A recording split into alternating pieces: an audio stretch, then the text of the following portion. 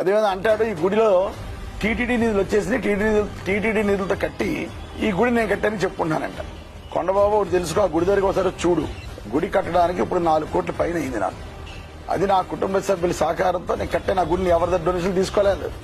నీలాగా నువ్వు ఒక గుడి కడితే ₹1 కోటి గుడి కడితే 10 కోట్లు వసూలు చేసే జాతి నీది. నీలాగా నువ్వు ఒక గుడి కడితే ₹1 కోటి గుడి కడితే 10 కోట్లు వసూలు చేసే జాతి నీది. నీలాగా నువ్వు ఒక గుడి కడితే ₹1 కోటి గుడి కడితే 10 కోట్లు వసూలు చేసే జాతి నీది. ఓకే, అందరికీ నమస్కారం. ఈ నెల 17వ తారీఖున నేను ప్రెస్ మీట్ పెట్టడం జరిగింది. కొండబాబు కుటుంబ సభ్యులు ₹1 కోటి తీసుకుని గుడి కట్టామని చెప్తే 10 కోట్లు వసూలు చేసే కుటుంబం నీది అని అనబోయి ₹1 కోటి గుడి కడితే 10 కోట్లు వసూలు చేసే జాతి అని పొరపాటు నేను అనటం జరిగింది.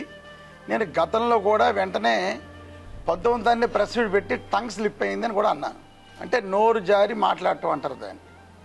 కానీ నేను ఆ రోజు నేను చెప్పడం జరిగింది. కానీ మరి మిగతా వాళ్ళు ఎలా అర్థం చేసుకున్నారో నాకు తెలియదు.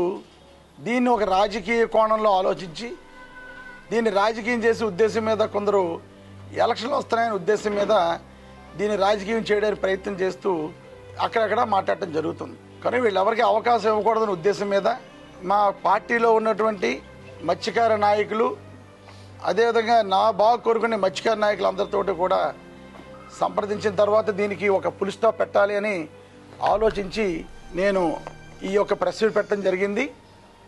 ఏదైతే 17వ తారీఖున నేను అన్న మాటలు ఉన్నాయో, ఎవరైతే నేను జాతిని ఉద్దేశించి అన్నానని అనుకున్నారో కానీ వాళ్ళందరికీ నేను తెలియపరిచేది ఒకటే, నేను ఆ మాటలు కావాలని ఉద్దేశపూర్వకంగా అన్న మాటలు కాదు.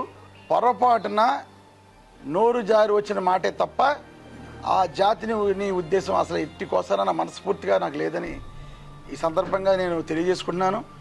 ఒకవేళ నేను అన్న మాటలకి ఎవరైనా బాధపడి ఉంటే అన్నిదా భావించొద్దని మనస్ఫూర్తి కోరుకుంటూ